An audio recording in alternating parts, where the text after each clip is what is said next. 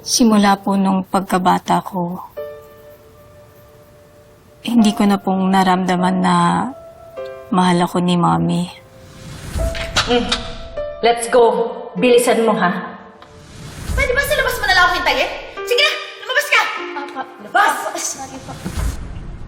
Ewan ko ba? Ang bilis kong mairita dyan sa bell na yan. Palibasa kasi, hindi ko naman siya anak.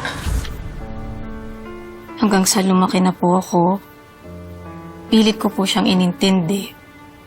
Pero hindi pa rin nagbagong pagtingin niya sa akin. You mean to say, magkukotse ka pa?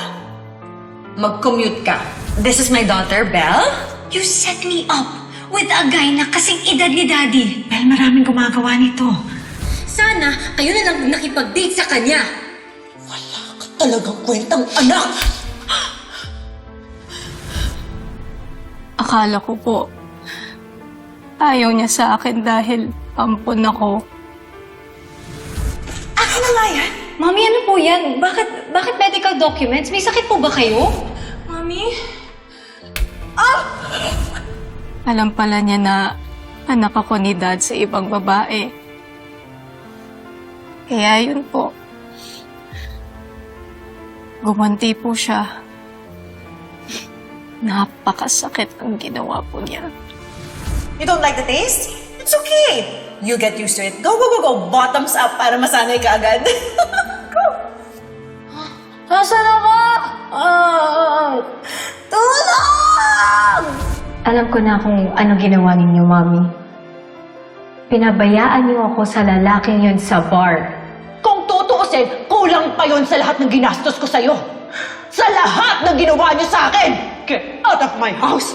Now! Sana, nung baby ka pa na hindi ka makahinga, sana hinayaan na lang kita para hindi ka na nabuhay! Pinagdaanan mo lahat yun? Nakaya mo? Wala po akong choice eh.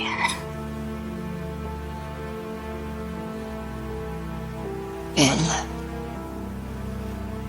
patawarin mo ako, ha? Bakit po? Kasi may kasalanan din ako.